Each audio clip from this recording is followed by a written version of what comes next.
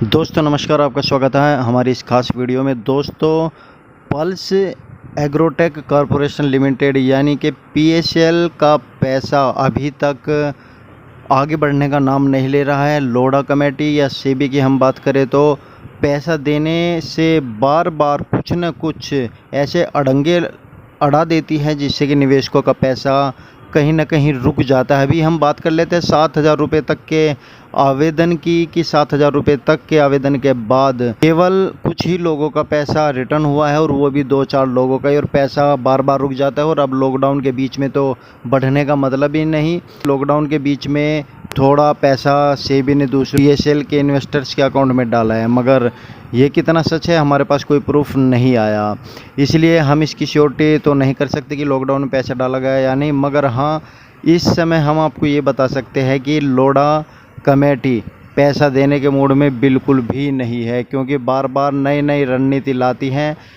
कभी किसी बात को लेकर कभी किसी बात को लेकर। अभी 26 मई को एक न्यू प्रेस रिलीज़ किया था जिसमें एक वीडियो वायरल हो रही थी, जो मैंने अपनी पिछली वीडियो में दिखाया था, और उसका मैंने प्रूफ भी मैंने दिया था कि ये वीडियो जी बिजनेस की बिल्कुल सच है, क्योंकि उसमें 20,000 करोड़ रुपए के ऊपर हंगामा मचा हुआ है कि 20,000 करोड़ का पीएसएल ने कोई ऑफ़र ही नहीं दिया, जबकि पीएसएल ने 20,000 करोड़ का ऑफ़र दिया था, उसके बाद 23,000 करोड़ का ऑफ़र दिया था, और उसके बाद 28,000 करोड़ का फाइनल ऑफ़र दिया था, जिसके ऊपर मैंने वीडियो बनाई थी। मगर लोढ़ा जी कह रहे हैं कि ऐसा कोई ऑफ़र ही नहीं दिया कि 3 साल में पैसा वापसी दे देंगे। अब बात उठती है कि आखिर हंगामा क्यों है, क्योंकि उसमें 21 जून का समय दिया गया है, 21 जून तक 3 साल, यानी कि 2016 में कि यदि हम बात करें तो ये 19 तक हो जाता, 17 की बात करें तो ये 20 तक हो जाता, और अब जून आने वाली है। इस वजह से लोढ़ा कमेटी के ऊपर दबाव बनाया जा रहा है कि यदि उस समय प्रपोजल पास कर दिया जाता 3 साल का, तो अब तक निवेशकों को बहुत सारा पैसा वापसी हो चुका होता, बहुत सारी प्रॉपर्टी बिक चुकी होती। मगर लोढ़ा कमेटी ने ऐसा नहीं किया। क्यों नहीं किया, इसके पीछे का कारण आप सब लोग समझते हैं कि आखिर लेट लतीफ़ क्यों हो रहा है, क्यों निवेशकों का पैसा नहीं दिया जा रहा है, इसके पीछे किसकी साजिश हो सकती है, और कौन नहीं चाहता पीएसएल का पैसा वापसी हो इन्वेस्टर्स का, जबकि पीएसएल के पास प्रॉपर्टी की कमी नहीं है। इतनी प्रॉपर्टी है कि निवेशकों को कई बार पैसा दे सकती है, मगर लोढ़ा कमेटी भी इसमें कुछ नहीं कर रही है। बार बार टाइम पर टाइम कभी आवेदन प्रक्रिया के नाम पर बहुत सारे ऐसे ऑप्शंस, कभी रसीद के ऑप्शंस लगा देती है जिससे कि इन्वेस्टर से उनकी शर्तों को पूरा ही ना कर सके। और मैं आपको बता देता हूं कि जो 26 मई को एक प्रेस रिलीज़ किया था, लोढ़ा कमेटी ने इनकार किया था, जबकि लोढ़ा ने खुद सुप्रीम कोर्ट में ये 20,000 करोड़ वाले के ऊपर एक केस भी दायर किया हुआ है, जिसके बारे में आपको रामदेव गौतम जी बताएंगे, जो भारतीय लोक सेवा दल के राष्ट्रीय अध्यक्ष भी है। मैं आपको उनकी एक वीडियो दिखाने वाला हूं, आप उनकी वीडियो देखिएगा, और वीडियो पसंद आए तो वीडियो को लाइक, शेयर और चैनल को सब्सक्राइब कीजिएगा। इसके पीछे अब नई नई रणनीति आ रही है जिससे कि इन्वेस्टर्स का पैसा न्याय दिया जाए। अब क्या करना है, इन्वेस्टर्स को इंतज़ार करना है या कुछ और एक्शन लेना है, वो आप रामदेव गौतम जी से सुनिए।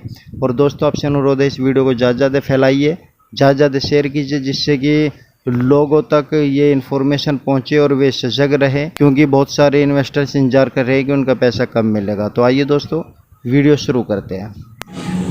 दोस्तों नमस्कार, जैसा कि आप सभी लोगों को पता है कि पीएसएल को लेकर लोढ़ा कमेटी ने 26/5/2020 को एक प्रेस नोट जारी किया है कि पीएसएल ने कभी हमको 20,000 करोड़ का प्रपोजल दिया ही नहीं।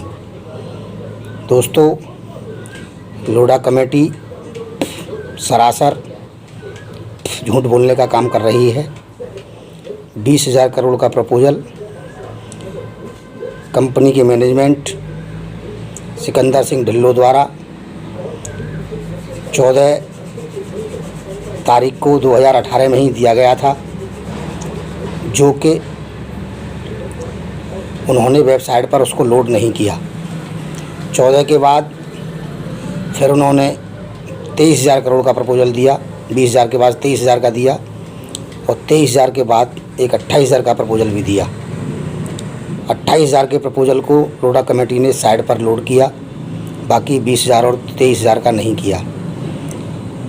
हम तो केवल यही लोढ़ा कमेटी से पूछना चाहते हैं कि कंपनी जब 3 साल का समय स्टार्टिंग में ही मांग रही थी तो आप लोगों ने उनको नहीं दिया।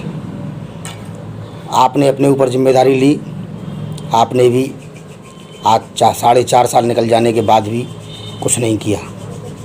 केवल 205 करोड़ रुपए जैसा आप बताते हैं कि आपने लोगों को दे करके और आज तक लोगों को भटकाने का काम किया। अगर आप 3 साल का प्रपोजल जब ही पास कर देते तो 2016 से 2019 में ही सारा पेमेंट हो गया होता, मगर अभी भी कुछ देर नहीं हुई है।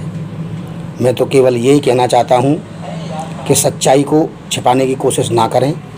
अगर आपसे ज़मीन नीलाम नहीं हो रही है तो फिर पुनः बैठकर उसी पर चर्चा करें, और अगर बात बन जाए तो बनाने का काम करें, क्योंकि गरीब लोगों का पैसा है। गरीब लोग रात दिन पैसे के अभाव में मर रहे हैं। हज़ारों लोग हमारे बीच से मर चुके हैं और ना मरें, इसलिए आपसे हमारा विनम्र निवेदन है कि आप जितनी जल्दी हो सके उतनी जल्दी इन लोगों को पैसा दिलवाने का काम करें, चाहे कंपनी मैनेजमेंट के द्वारा, चाहे सेवी के द्वारा, चाहे लोढ़ा कमेटी के द्वारा, किसी के भी द्वारा पेमेंट मिलना चाहिए। सभी लोगों को मैं केवल इतना ही कहना चाहता हूं कि जो अमित जी ने एक वीडियो डाला था कि सारे सीनियर ईएम या ईएम इस बात को बताएं कि प्रपोजल दिया था कि नहीं दिया था। प्रपोजल दिया था, प्रपोजल हमारे पास में है। अगर लोढ़ा कमेटी चाहे तो हमसे प्रूफ ले सकती है। वैसे मैंने प्रूफ चैनल वालों को दे दिया है और वो उसको दिखा भी रहे हैं। सच्चाई छिपती नहीं है, कितना भी छिपाओ एक दिन वो उजागर होती है। इसलिए आप सच्चाई को छिपाने की कोशिश ना करें, केवल पेमेंट के ऊपर बात करें और जितनी जल्दी हो सके उतनी जल्दी लोगों का पेमेंट दिलाने का काम करें, जिससे लोग कम से कम ये कहें कि चलो कंपनी ने नहीं दिया तो लोढ़ा कमेटी ही हमारे लिए भगवान बन करके आ गई और उन्होंने हमको पेमेंट दिला दिया, जिससे हमारे बच्चों की शादी, बेटियों की शादी, मकान, दुकान, पढ़ाई, जो भी हमारा जीवन की कमाई थी वो हमको वापस मिल गई। वो सभी आपको दुआ देने का काम करेंगे। इसलिए आप इसमें लेकिन किंतु परंतु न लगा करके जितनी जल्दी हो सके, जैसा आपने बोला है कि 21 जून तक का समय उसमें है, आप इसको जैसे हो सके वैसे निर्णय करें और लोगों को पेमेंट देने का काम करें। बस हमारी यही आपसे विनती है कि जो लोग मर रहे हैं उनको कैसे भी बचाया जा सके, पैसे के अभाव में कोई आदमी ना मरे। वैसे तो लॉकडाउन में लोग काफ़ी सारे परेशान हैं ही, उनको और ज़्यादा परेशान न किया जाए। इसी के साथ सभी को धन्यवाद।